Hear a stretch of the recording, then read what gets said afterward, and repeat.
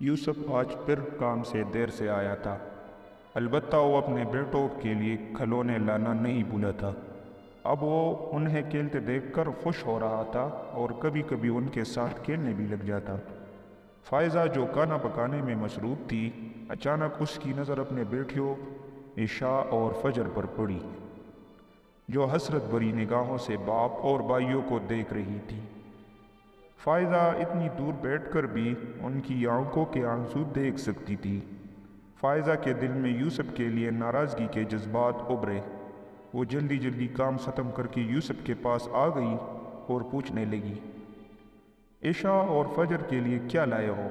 یوسف نے حیرانی سے فائزہ کی طرف دیکھا اور کہنے لگا، میں ان کے لیے کیا لاتا؟ راستے میں مجھے نہال اور بلال کے لیے کھلونے نظر آئے تو ان کے لیے میں نے خرید لیے۔ یہ سن کر فائزہ کو بہت غصہ آیا اور ان دونوں کی لڑائی ہو گئی۔ ہر دفعہ یوں ہی ہوتا، یوسف نہال اور بلال کے لیے ضرور کچھ نہ کچھ لاتا، مگر بیٹیوں کے لیے شاذ و نادر ہی کبھی کوئی چیز لاتا تھا۔ فائزہ کو اب یقین ہوتا جا رہا تھا کہ یوسف بیٹیوں کی نسبت بیٹوں سے زیادہ پیار کرتا ہے اور عشاء اور فجر باپ کے پیار کو ترستی ہے۔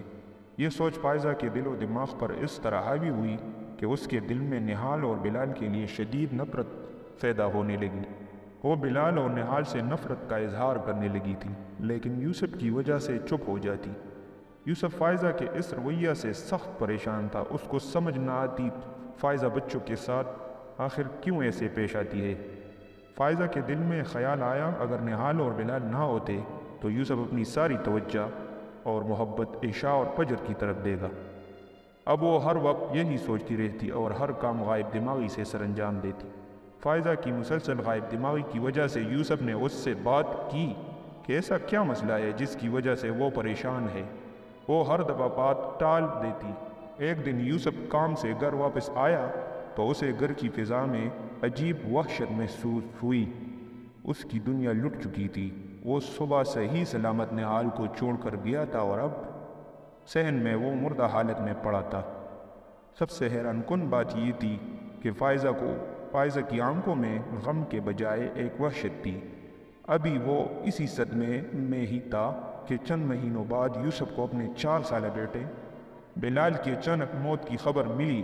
یوسف کو یقین ہی نہیں آ رہا تھا کہ اس کے دونوں بیٹے اس دنیا میں نہیں رہے، اور ہر وقت اسی سوچ میں مبتلا رہتا کہ اس نے ایسا کیا کیا ہے جس کی اسے اتنی بڑی سزا ملی ہے۔ اسے کبھی کبھی اپنی بیوی پر شک ہوتا، شاید بیٹوں کی موت میں اس کا کوئی ہاتھ ہے، لیکن وہ یہ سوچتا کہ کوئی ماں کبھی اپنے بچوں کو قتل نہیں کر سکتی۔ فائزہ کو ہر وقت اپنا سانس گھٹتا ہوا محسوس ہوتا۔ اسے لگتا کہ اس کے بچے اسے بلا رہے ہیں۔ وہ رات کو اٹھ کر چیخیں مارتی۔ فائزہ کو اپنے بچوں کی روح نظر آتی۔ یوسف پہلے سمجھا کہ شاید یہ ابھی تک صدمے میں ہے۔ وہ اسے پیار سے بہت سمجھاتا، لیکن فائزہ پر کسی چیز کا کوئی اثر نہ ہوتا۔ فائزہ کی حالت دن بدن بگڑتی جا رہی تھی۔ یوسف نے کافی علاج کروایا لیکن بے سود رہا۔ یوسف نے کچھ عرصے کے لیے گھر سے کہیں دور جانے کا پروگرام بنایا تاکہ فائزہ کو جلد از جلد اس صدمے سے باہر نکالا جا سکے، لیکن فائزہ کی صحت پر کوئی خاطر خواہ اثر نہ ہوا۔ ایک روز فائزہ گہری سوچوں میں گم تھی۔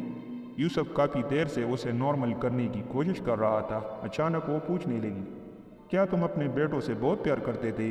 ہاں، میں اپنے بچوں سے بہت پیار کرتا ہوں، مگر تم یہ کیوں پوچھ رہی ہو؟ اگر تمہیں پتہ چلے کہ تمہارے بچوں کو کسی نے قتل کیا ہے تو تم کیا کرو گے؟ میں 1 منٹ بھی نہیں سوچوں گا اور ویسے ہی اس کا قتل کروں گا جیسے اس نے میرے بچوں کا کیا۔ اس روز کے بعد فائزہ مزید ذہنی دباؤ کا شکار ہو گئی۔ اب وہ ہذیانی کیفیت میں اپنے بیٹوں کو یاد کرتے ہوئے ایسی باتیں کرتی جن سے یوسف کے دل میں پھر شک پیدا ہونے لگا۔ ایک دن یوسف معمول سے جلدی گھر آ گیا۔ فائزہ ایک اونچے ٹیلے پر بیٹھی ادھر ادھر دیکھ رہی تھی کہ اچانک اس کی نظر عشاء اور فجر پر پڑی، جو اپنے باپ کے ساتھ کھیلنے میں مصروف تھی۔ یہ دیکھ کر فائزہ کو خوشی محسوس ہوئی، ساتھ ہی ساتھ اسے اپنے بیٹوں کی شدید کمی بھی محسوس ہوئی۔ اسے ہر جگہ نہال اور بلال کی آوازیں اور شعلے نظر آنے لگے۔ اسے اپنا دماغ پھٹتا ہوا محسوس ہوا۔ اس کا سانس بند ہونے لگا۔ یوسف کی نظر اچانک فائزہ پر پڑی اس کی بگڑتی حالت دیکھ کر یوسف اس کی طرف لپکا، لیکن فائزہ کے الفاظ نے اس کے قدم جما دیے۔ میں نے اپنے بچوں کو مار ڈالا، قتل کر دیا میں نے اپنے بیٹوں کو۔ یوسف نے نفرت بھری نگاہ فائزہ پر ڈالی اور پوچھا، تم یہ سب کیسے کر سکتی ہو؟ تم نے اپنے ہاتھوں سے ہی اپنے بچوں کو مار دیا۔ تم کیسی ماں ہو؟ تم تو ماں کے لانے کے بھی لائق نہیں ہو۔ کوئی ماں اس حد تک ظالم نہیں ہو سکتی۔ تم نے ایسا کیوں کیا؟ یہ سب کچھ میں نے اپنی بیٹیوں کے لیے کیا ہے۔ تم ہر وقت نہال اور بلال سے پیار کرتے تھے، عشاء اور فجر کی تمہیں کوئی پرواہ نہ تھی۔ یہ سن کر یوسف مزید آگ بگولا ہو گیا۔ جیسے میرے لیے نہال اور بلال تھے، ویسے ہی عشاء اور فجر تھی۔ فرق میں نے نہیں کیا، فرق تمہاری سوچ میں تھا۔ تم ایک نفسیاتی مریضہ بن چکی ہو۔ میں اور میری بیٹیاں اب مزید تمہارے ساتھ نہیں رہ سکتی۔ آج تم نے اپنے بیٹوں کو اپنی بیٹیوں کے لیے مار دیا ہے، کل تم اپنی بیٹیوں کو کسی اور کے لیے مار دو گی۔ میں فجر اور عشاء کو لے کر ہمیشہ کے لیے تمہاری زندگی سے دور چلا جاؤں گا، اور اب تمہاری سزا کا فیصلہ عدالت کرے گی۔